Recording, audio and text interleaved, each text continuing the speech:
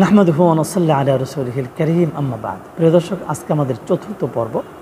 আপনি তো হরফগুলো শিখেই ফেলেছেন, আরবি হরফগুলো উচ্চারণ শিখে ফেলেছেন। এখন আরবি হরফগুলো যাতে আপনার মনে থাকে এর জন্য উলট পালট করে হরফ দেওয়া হয়েছে, এগুলো আপনি সুন্দর করে পড়ে নেবেন।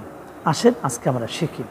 প্রথমেই হামজা, এরপর আইন, কণ্ঠনালী চাপা দিয়ে আইন, আর হামজা এটা সহজে ছেড়ে দেবেন, হামজা। এরপর আইন, গয়েন, গয়েন। এরপর হা, এখানে দুটি হা, দুটি হা আপনি শিখে নেবেন। এরপর ইয়া, এরপরে নিচে হলো আলিফ থেকে ইয়া পর্যন্ত সুন্দর করে লিখে দেওয়া আছে। আজকে একবার পড়বো, আপনি বারবার পরে ঠিক করে নেবেন।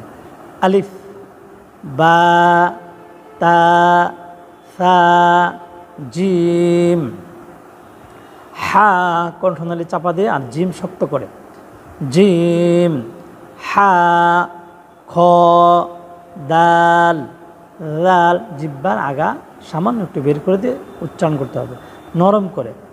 লাল, র, রানা কিন্তু র, জা, জিহ্বা চাপা দিয়ে জা, সিন বলার আগে আওয়াজ আসবে, সিন, শিন, সদ, বদ।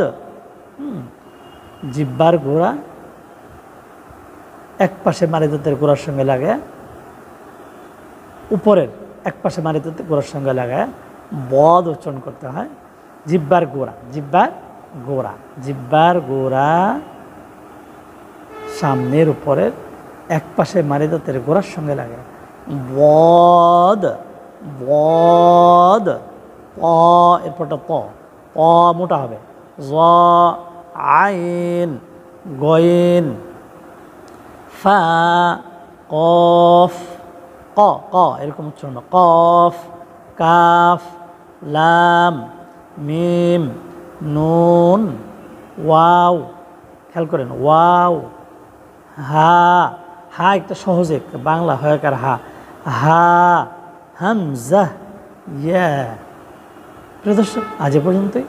বারবার পরে মুখস্থ করে নেবেন, ইনশাআল্লাহ আপনি সহজেই কোরআন পড়তে পারবেন। আপনি নিজে জানান, অপরকে জানান, শেয়ার করুন। আমাদের সঙ্গে থাকুন, আমাদের চ্যানেলটি সাবস্ক্রাইব করুন। প্রিয় দর্শক, অবশ্যই আপনি বেশি করে পড়ে মুখস্থ করে নেবেন। ওমা তৌফিক ইল্লা বিল্লাহ। আসসালামু আলাইকুম ওয়া রাহমাতুল্লাহি ওয়া বারাকাতুহু।